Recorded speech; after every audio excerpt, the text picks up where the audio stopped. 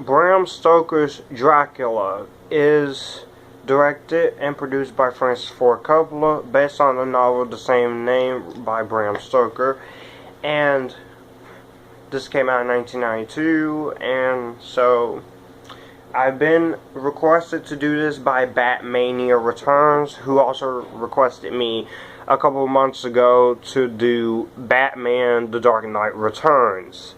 So, the plot of 1992's Bram Stoker's Dracula, or Francis Ford Coppola's Dracula, is after his wife dies of false reports that he is dead, Vlad Dracula, a member of the Order of the Dragon, desecrates his chapel and renounces God, declaring that he will rise from the grave to avenge Elizabetta, and with all the powers of darkness. In rage, he stabs the chapel's stone cross with his sword and drinks the blood which pours out of it. Then, in 1897, the newly qualified solicitor Jonathan Harker takes to Transylvania Count Dracula as a client from his colleague R.M. Renfield, who is gone insane. He then travels to Transylvania to arrange Dracula's real estate and acquisition in London, including Carfax Abbey. Jonathan meets Dracula, and he finds a picture of Harker's fiancée Mina and believes that she is the reincarnation of Elizabeth. He leaves him to be attacked and fed upon his brides and sails to England, and so he starts a relationship with her. So, that's basically the shortest way I can sum up this plot. This movie is alright. It's okay. Is a good movie. I like it. I like the acting in here. Gary Oldman is Count Dracula. Whether he's Jim Gordon, Dreyfus from Dawn of the Apes, or Sirius Black from the Harry Potter series, Gary Oldman is always great, even in The Fifth Element. But as Count Dracula, he's great. As his vampire, Winona Ryder is good as Mina Harker. Anthony Hopkins as Professor Abraham Van Helsing. He's good.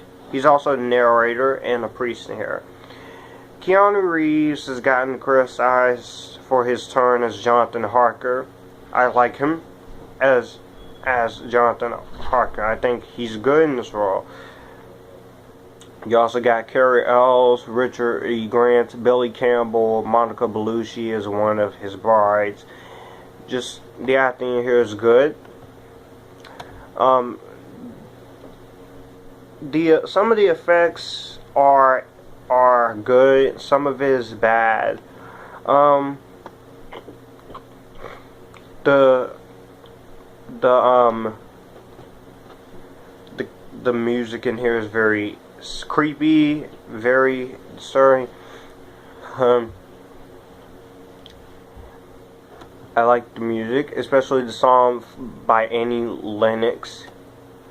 I love the practical effects, the onset, and the camera methods that they use.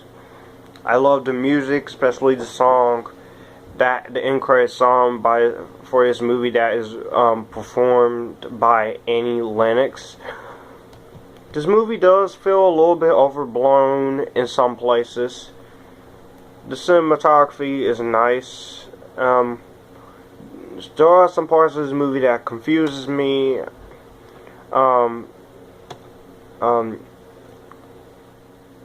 But I've gotten used to it now. All of the disturbingness is of the costume design is great. I love the makeup effects, especially with Anthony Hopkins' character, and just the whole movie is so like well done, so good. Now the movie does get a little bit long at 2 hours and 18 minutes. I mean 2 hours and 8 minutes, which that is a little bit too long for a movie like Dracula movie, but it's fine. It's fine. But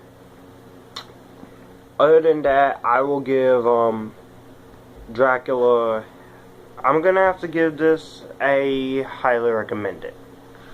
So